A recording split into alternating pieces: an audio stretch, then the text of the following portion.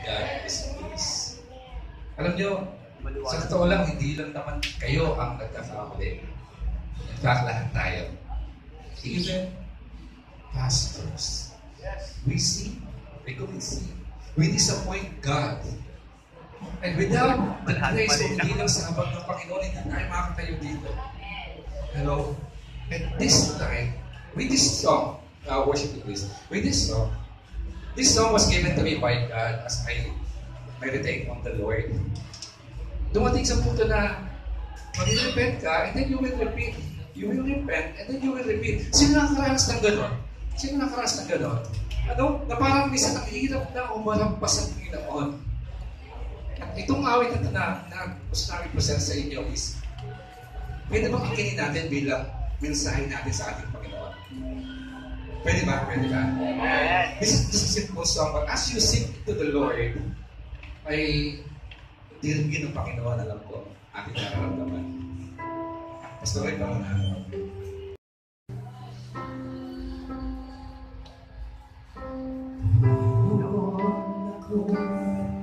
Nagsusumamo, maintindihan, bakit nagkaganito? Nais ko ay sundin ka, nais ko'y paglikuran ka, subalit kaiwas ang nagagawa.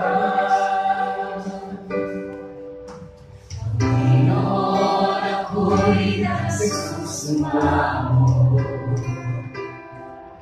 di maintindihan, bakit nagkaganito? Ang nais ko ay sundin ka, nais ko'y paglikuran ka, subalit taliwas ang nagagawa. Panginoon, ako'y tulungan mo. Panginoon, ako'y baguhin mo. Ang tunay na laman at puso'y maglingkod sa'yo. Panginoon, ako'y tulungan mo.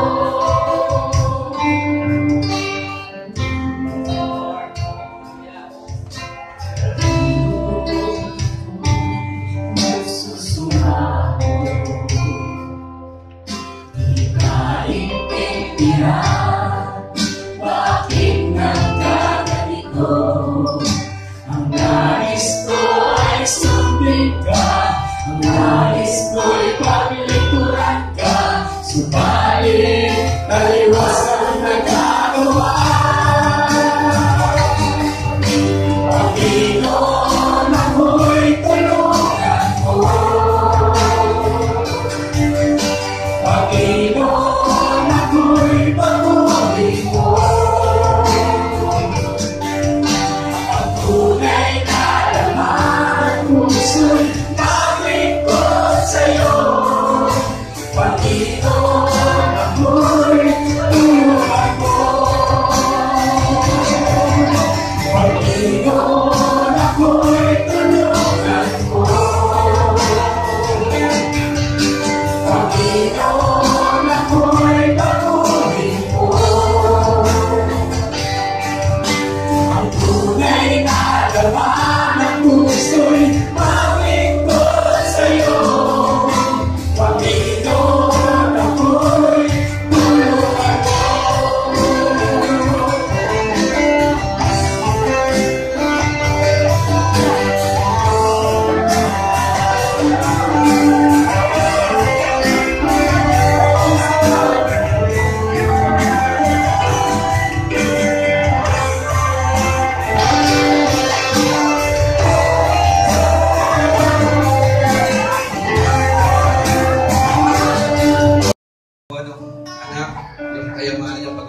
Yung mana niya bagaw buhay pa yung tataya. At pakalayo-layo, inubos ng pera.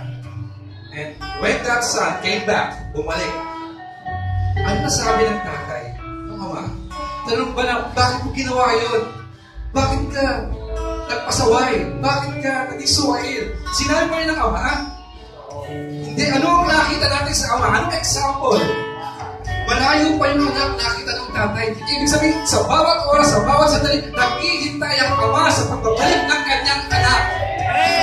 And I believe sa oras na ito, yung Ama lang ay nakahanda na sa lahat na magbabalik, sa lahat na lalapit sa kanya.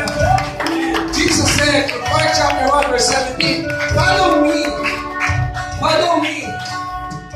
Nag-invite ng Panginoon, lumapit ka sa akin na hindi ka talo sa Panginoon.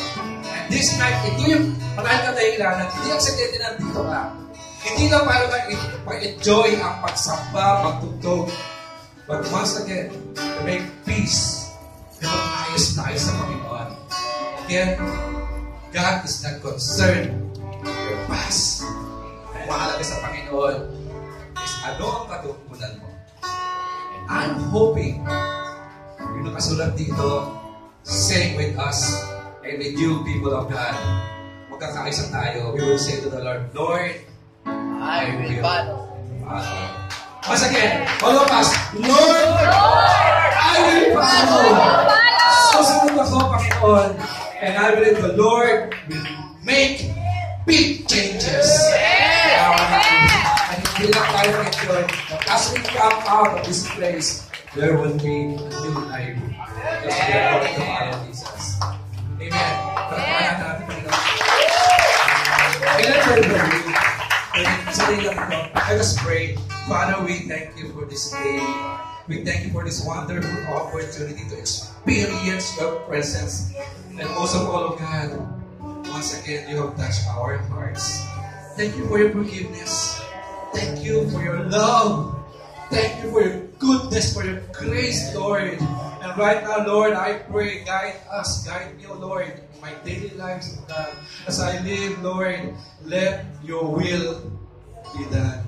And may the confession that I have made tonight, Lord, I will follow you.